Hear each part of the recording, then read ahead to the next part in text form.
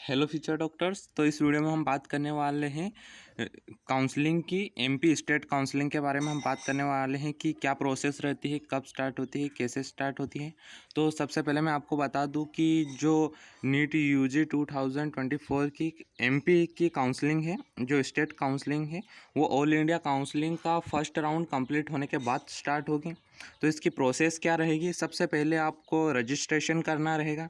उसके बाद में रजिस्ट्रेशन के बाद में आपका राउंड फर्स्ट स्टार्ट होगा। राउंड फर्स्ट कंप्लीट होने के बाद सेकंड राउंड स्टार्ट होगा।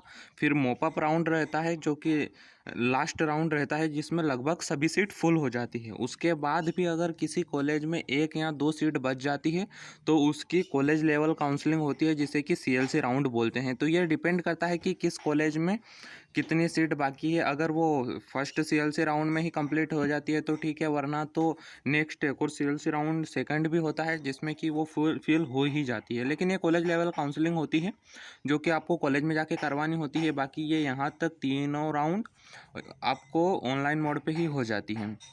अब मैं फ़ीस स्ट्रक्चर की बात करूं तो जो रजिस्ट्रेशन फ़ीस है वो तो बहुत कम रहती है, लेकिन फ़र्स्ट राउंड की जो फ़ीस रहेगी वो 1100 से 1500 के समथिंग में होती है फ़र्स्ट राउंड की फ़ीस। फिर सेकंड राउंड में आपको 1 लाख डिपॉजिट करना होता है सिक्योरिटी मनी, जो कि रिफाउंडेबल होता है। अगर आपको कॉलेज मिल जाता है तो उसमें से सिक्योरिटी मनी जो कि 25,000 होती है वो कट जाती है और 75,000 आपके अकाउंट में रिफ़ंड हो जाते हैं काउंसलिंग के बाद। अगर आपको कॉलेज नहीं मिलता है तो भी ये मनी आपके अकाउंट में रिफाउंडेबल होती है। और अगर आपको कॉलेज मिलता है और आप कॉलेज नहीं लेते हैं, छोड़ देते हैं सीट को, तो ये पैसे रिफाउंड नहीं होते हैं। 1 लाख रुपए से सेकंड राउंड में और 1 लाख मॉपअप राउंड में भी लगते हैं। और ये लगते किन के हैं? तो सेकंड राउंड जो है उसमें जनरल, ओबीसी और एससी कैटेगरी वालों के लगते हैं।